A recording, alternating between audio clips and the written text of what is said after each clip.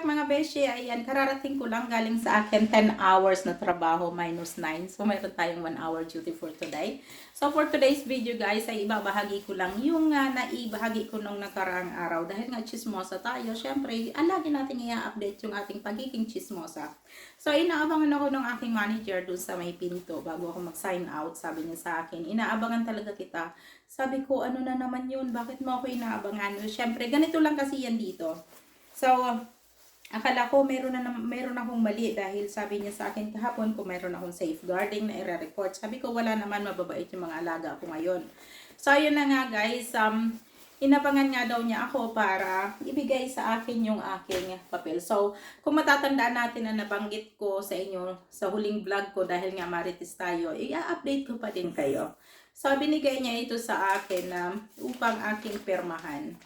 So, ito yung panibagong kontrata ng aking trabaho sa paaralan. So, dahil nga hindi tayo na permanente, nakakalungkot din. Pero syempre, be thankful pa rin.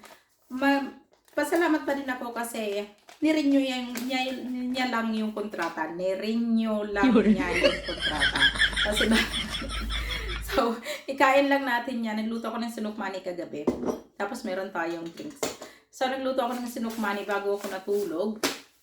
Kaya ayan, meron akong pang merienda. So ayan nga lang guys, ay nirenew lang ni manager yung aking kontrata. Dahil nga daw ay hindi nila alam yung tungkol sa visa ko at first time nilang tumanggap nga ng employee na under visa. So hindi sila sure. Kaya ang gagawin nila, i-renew lang nila yung kontrata ko. Ito, ang kontrata ko ay until August. So matatapos yung klase dito ay August. So, the first naman ng pasukan nila ay September. Kasi ganun yung pasukan dito. Hindi pala August yung kanilang tapos ng klase. Yung kanila nga palang tapos ng klase ay July. Sorry. July nga pala yung tapos ng school year dito. So, bakasyon sila ng isang buwan pagdating ng August.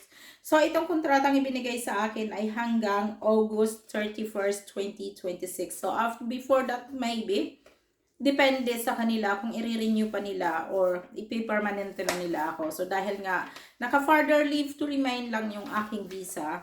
So, hindi nila masyadong alam or hindi niya alam masyado kung anong sitwasyon. So, yun lang guys, dahil ang marites niyong bida ay nakahanda ang aking vacuum. Tapos yung aking sa likuran, kung mapapansin natin, nakahanda ang ating ligpitin. So, magliligpit muna ang chismosa niyong beshi. At yun lamang guys. Thank you so much for watching and kain tayo ng sinukmani. So, luto ko ito guys. Thank you. Bye!